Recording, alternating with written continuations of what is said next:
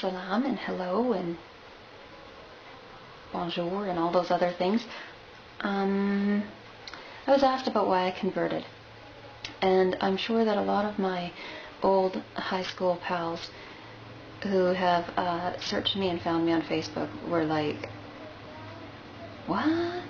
Because this that you see now is definitely not what you saw back then.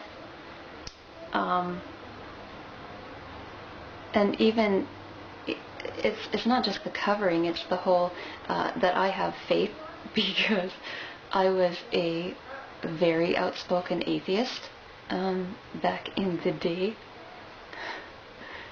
I'm so old now. I can't believe how old I'm getting. So I guess, how did I come to this? Let's see. It would be in high school, and I had my boyfriend at the time, who was really great for me, wasn't he? Anyways, it wasn't the best relationship. He was kind of a donkey. But it is what it is. Anyways, then I got pregnant and dropped out, and I gave my baby up for adoption and blamed God for how horrible my life was. So I turned my back on him. And what can you say? So then I healed a little bit, I guess, in myself, and left numbnuts, and started searching. So I went back to I was raised as a, kind of a joke to say I was raised as a Lutheran. I was baptized as a Lutheran, and I went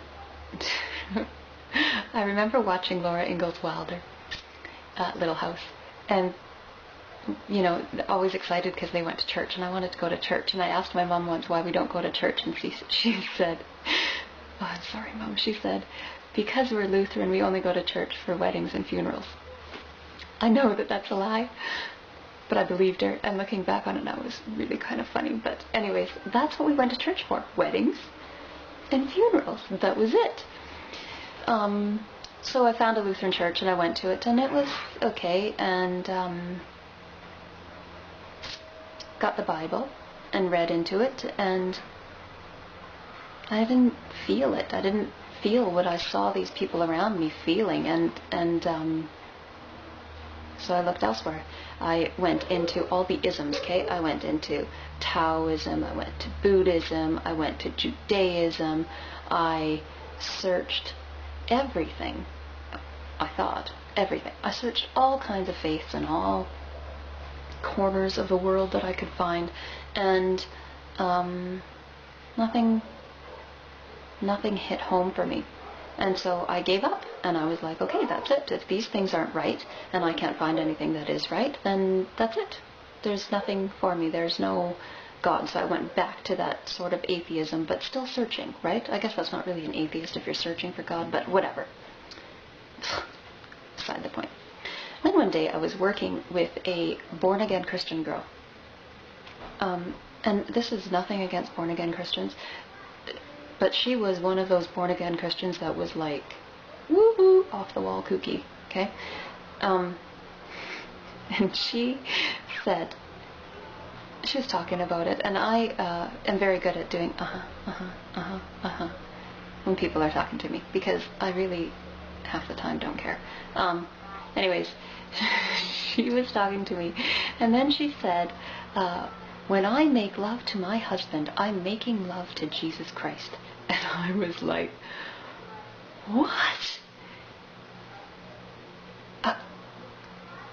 I'll let you all digest that for a little bit, because it took me a moment. And I was like, you are off your rocker. You gotta be kidding me. How psycho are you? You're nuts. And then I went on to say how, because I had somehow formulated in my mind, probably back when I was 10, 11-ish, that I could not believe that Jesus was the Son of God. He's God. Why does he need a son? He's God. Is he going to die that he needs a son? And Jesus is walking around on earth and eating and pooping, and that's very ungodly to me. So I had that kind of basis in my mind, I guess, to begin with, and so I had said this to her, and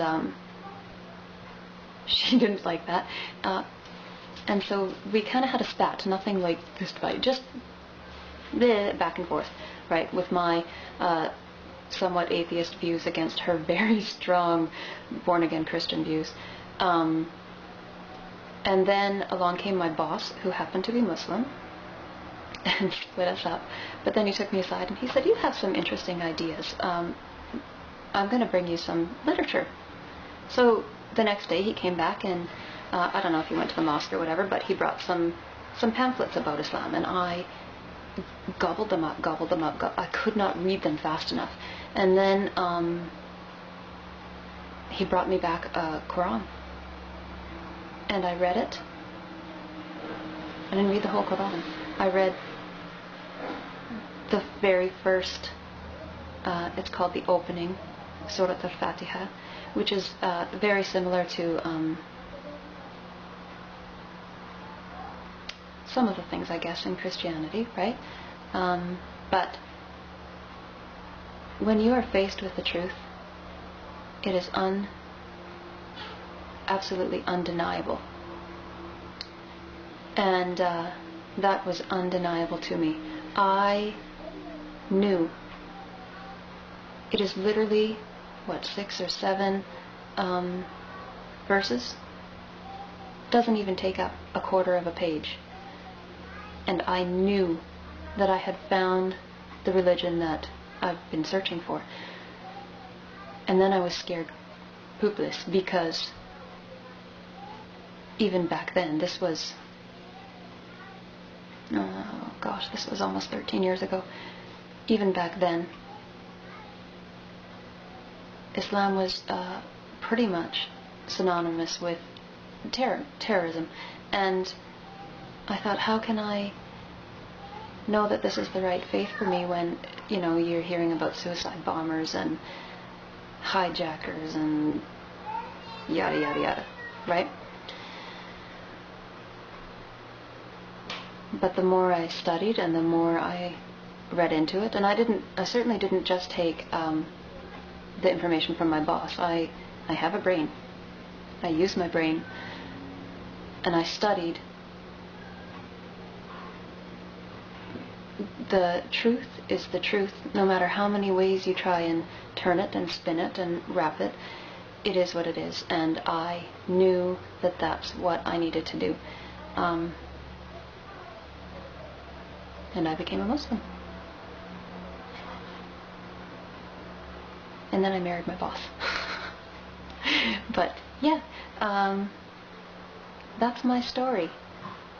So I hope you all found it interesting, or it answered some questions. If you still have questions, ask them, I'll answer them. And all you haters out there, if you're going to ask me rude, disgusting, horrible questions, or say horrible, disgusting comments, they'll be deleted, okay? Because this is my story, and I'm not going to have you go all nasty on my stuff. If you don't like it, don't watch it. Bye-bye.